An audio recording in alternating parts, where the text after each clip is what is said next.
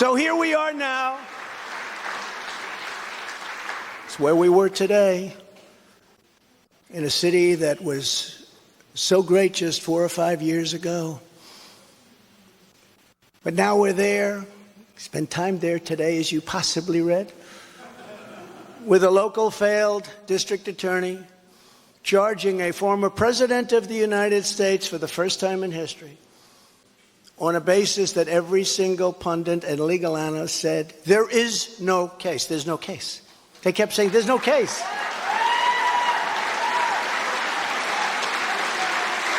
Virtually everyone. But it's far worse than that, because he knew there was no case.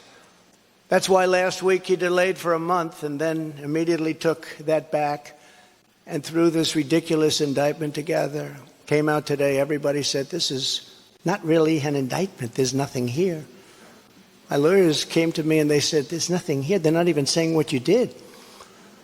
The criminal is the district attorney because he illegally leaked massive amounts of grand jury information, for which he should be prosecuted, or at a minimum, he should resign. And Alvin Bragg's wife confirmed a report that claimed her husband has Trump nailed on felonies. She has since locked down her Twitter account. His chief prosecutor, who represented the Democrats and crooked Hillary Clinton in a firm run by Chuck Schumer's brother, Robert, he quit the firm in order to go to work in the DA office in order to get Trump. Can you imagine that? Hillary Clinton's lawyer, Democrat firm. Ultimately, he quit as chief prosecutor because Bragg didn't think he had a case. Think of that same guy that brought this ridiculous thing today.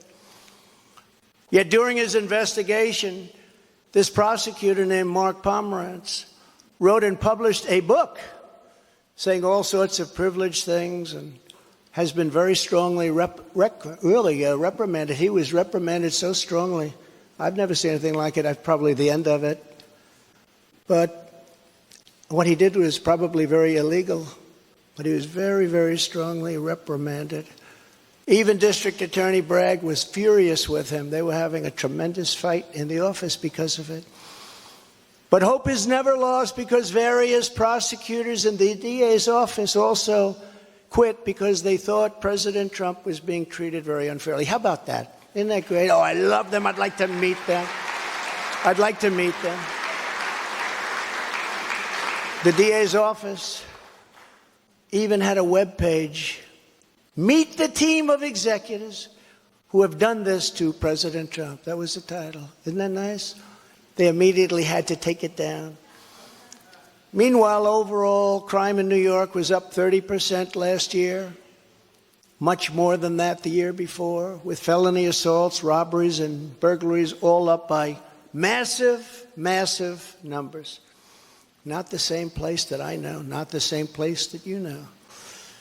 And this is where we are right now. I have a Trump-hating judge with a Trump-hating wife and family whose daughter worked for Kamala Harris and now receives money from the Biden-Harris campaign, and a lot of it.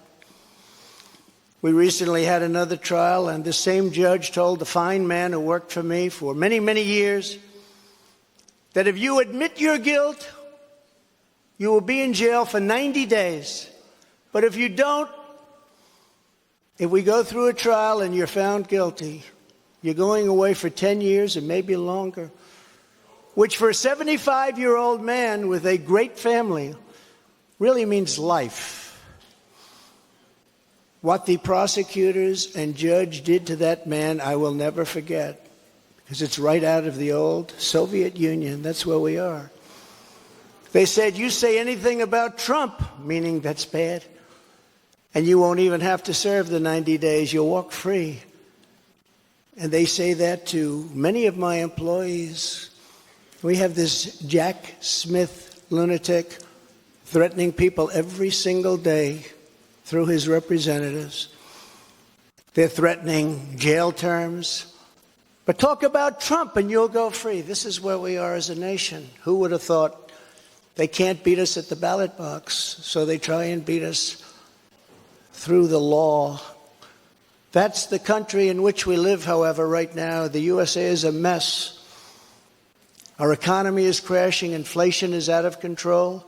Russia has joined with China. Can you believe that? Saudi Arabia has joined with Iran.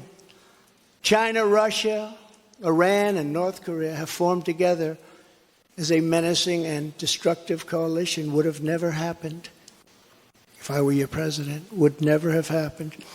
Nor would Russia attacking Ukraine have happened. All of those lives would be saved. All of those beautiful cities would be standing.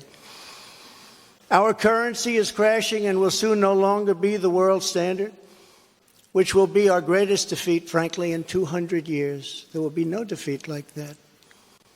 That will take us away from being even a great power. If you took the 5 worst presidents in the history of the United States and added them up, they would not have done near the destruction to our country as Joe Biden and the Biden administration have done.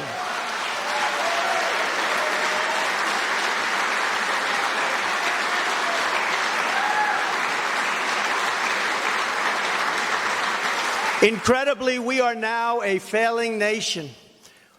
We are a nation in decline. And now these radical left lunatics want to interfere with our elections by using law enforcement. We can't let that happen.